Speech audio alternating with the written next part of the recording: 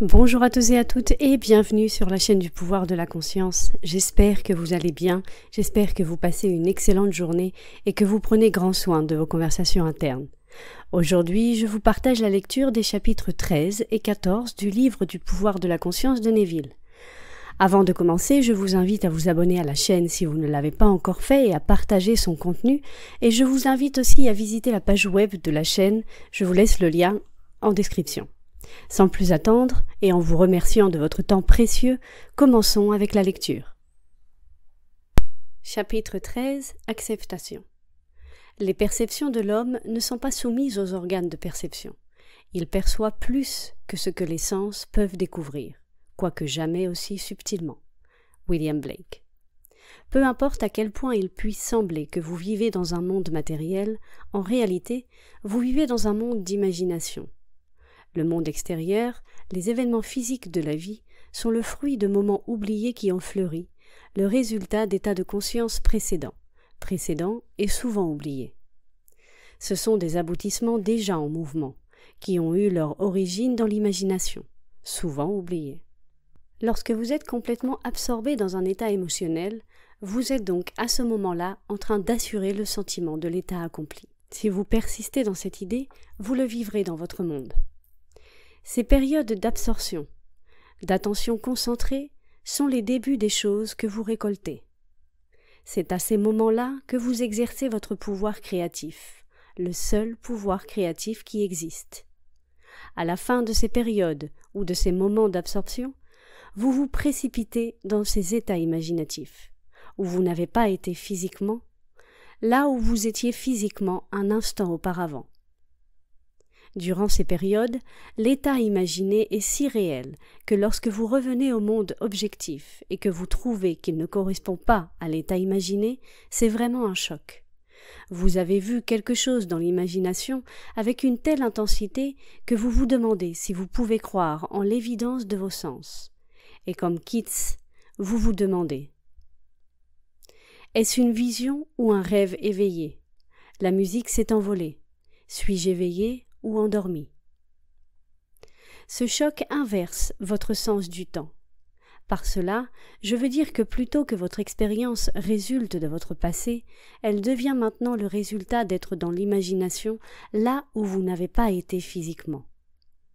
L'homme qui peut à volonté assumer n'importe quel état qui lui plaît a trouvé les clés du royaume des cieux.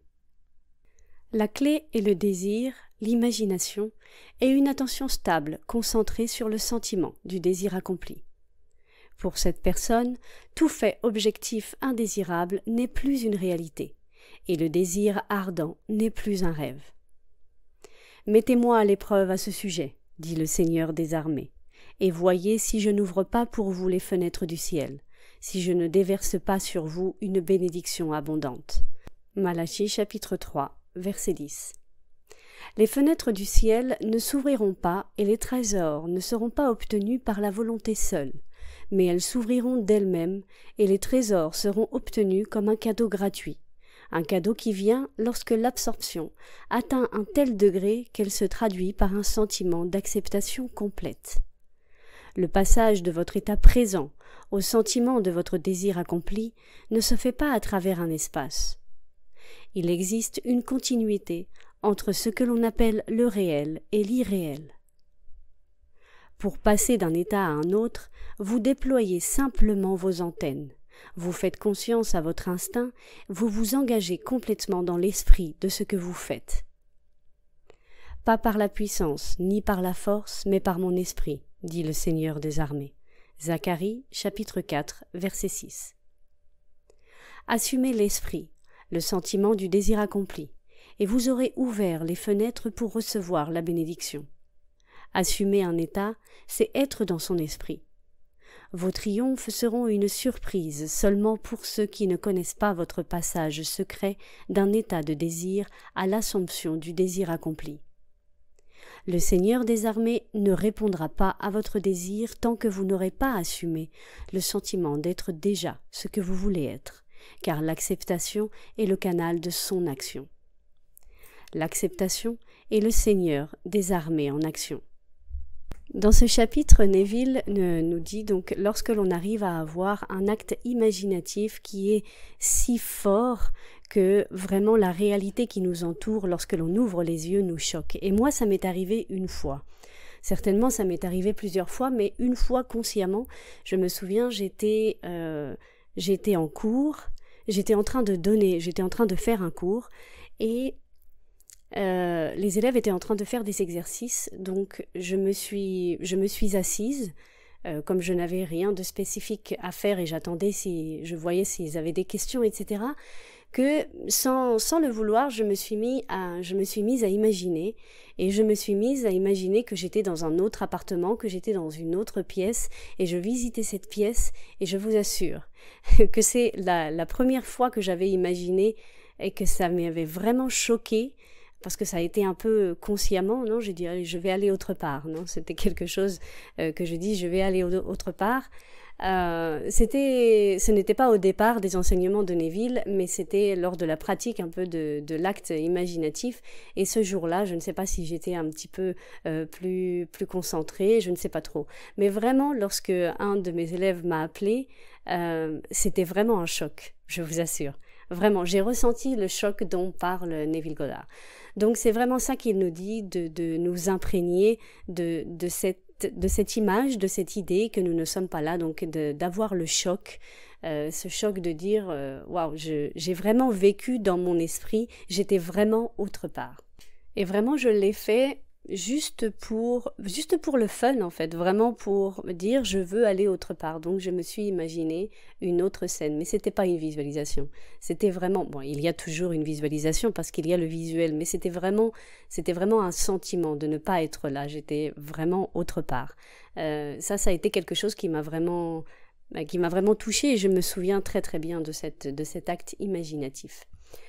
Donc après, si par exemple nous avons un désir et on veut faire cet acte imaginatif volontairement, donc justement pour arriver à imprégner cette partie de nous qui va construire donc tous ces ponts d'incidents, etc., pour réaliser notre désir. Donc nous pouvons le faire bien sûr plusieurs fois, toujours lorsque c'est quelque chose qui nous fait profiter de ce moment, c'est quelque chose, en général, les actes imaginatifs, une personne m'a dit ça une fois, que c'est pas faire un acte imaginatif pour avoir quelque chose, ce n'est pas dire je vais imaginer parce que comme ça je vais avoir mon désir. Ah ça c'est pas ça, parce que réellement derrière cet acte imaginatif que l'on va faire, il y a une sorte de je vais imaginer pour avoir, donc je n'ai pas. Mais vraiment le désir c'est quelque chose que comme c'est à nous, le désir est posé à l'intérieur de nous en nous disant cette réalité est prête pour toi. Cet acte imaginatif doit être vraiment un acte de profiter et de remerciement aussi, d'entrer dans le silence si c'est ce que nous voulons faire, ou déclarer ou rester tranquille, etc. Rester tranquille, ça devrait être toujours le cas, mais lorsque on fait un acte imaginatif, c'est vraiment pour profiter d'avoir cette chose, d'être cette autre personne et de remercier parce que ce désir a été mis en nous, il est déjà à nous. Donc c'est vraiment nous entraîner à être à être dans cette nouvelle état d'esprit.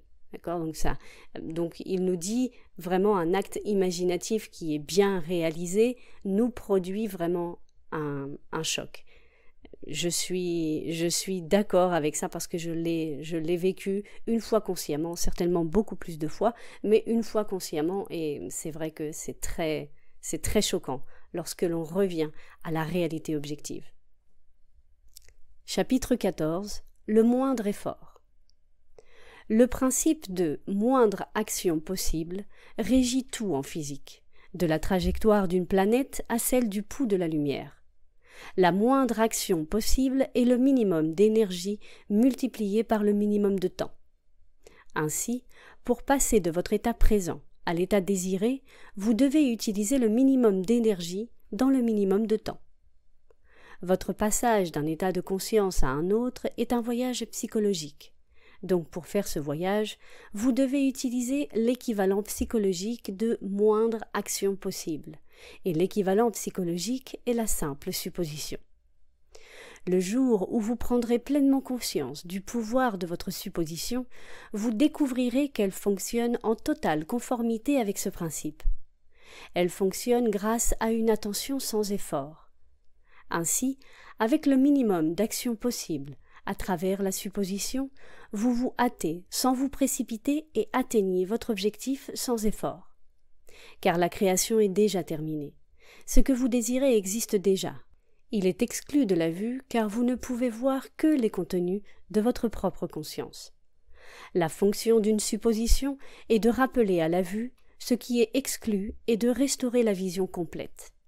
Ce n'est pas le monde, mais votre supposition qui change. La supposition amène l'invisible à la vue. Ce n'est rien de plus ni de moins que de voir avec l'œil de Dieu, c'est-à-dire l'imagination. Car l'homme regarde à l'apparence extérieure, mais le Seigneur regarde au cœur. 1 Samuel chapitre 16, verset 7. Le cœur est l'organe principal du sens, donc la première cause de l'expérience. Quand vous voyez le cœur, vous regardez vos suppositions. Celles-ci déterminent votre expérience. Observez vos suppositions avec une diligence totale, car de celles-ci émanent les affaires de la vie. Les suppositions ont le pouvoir de réalisation objective. Chaque élément dans le monde visible est le résultat d'une supposition ou d'une idée dans le monde invisible. Le moment présent est très important, car c'est seulement dans le moment présent que nos suppositions peuvent être contrôlées. Le futur doit devenir le présent, dans votre esprit, si vous voulez intelligemment appliquer la loi de la supposition. Le futur devient le présent quand vous vous imaginez déjà être ce que vous serez lorsque votre supposition se réalisera. Apaisez-vous, moindre action possible, et sachez que vous êtes déjà ce que vous désirez être. La fin du désir devrait déjà être. Traduisez votre rêve en le devenant. La construction continue d'états futurs sans la conscience de les être déjà, c'est-à-dire imaginer votre désir sans réellement assumer le sentiment du désir accompli, est la fallacieuse illusion de l'humanité. C'est simplement vivre en rêvant en vain. Dans ce chapitre, Neville donc nous parle de la loi du moindre effort, parce que réellement c'est notre nature, non ?